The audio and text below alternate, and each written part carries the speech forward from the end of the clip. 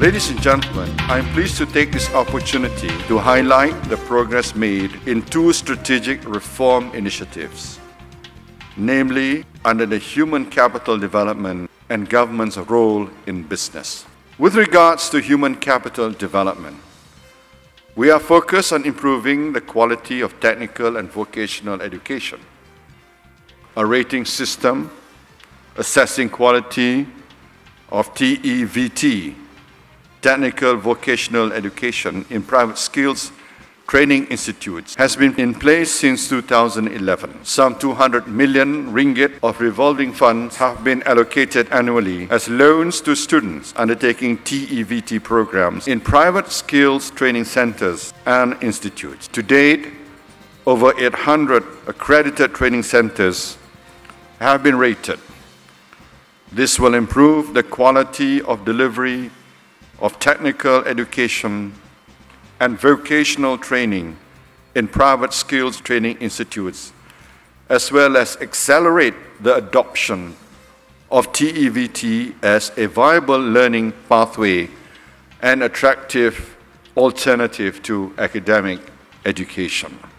Several initiatives are also in place to help SMEs to better manage their workforce.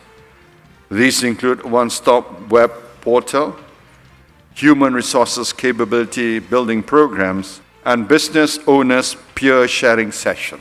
This allows SMEs access to process flows as well as step-by-step guides to best practices.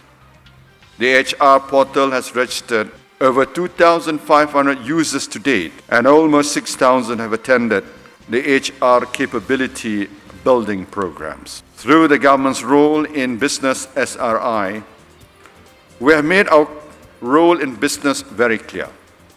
We remain committed to ensuring that our role outside these four areas is limited to that of a facilitator in order to avoid crowding out the private sector. In 2011, a total of 11 companies owned by government-linked investment companies were divested, listed, or sold outright. This includes the listing of Malaysia Sugar Manufacturing, MSM, and the sale of Khazanah stake in Post Malaysia. In June this year, Felda Global Ventures Holding raised $3.1 billion from its IPO, the second biggest IPO in the world and the biggest IPO in Asia this year to date. The following month, in July, Asia's largest hospital operator, IHH Healthcare Berhad, was dual listed on the Malaysian and Singapore stock exchanges, raising $2.1 billion. These listings and the subsequent performance on the stock market have not only shown the strength of our capital markets, but put us on a radar of international investors.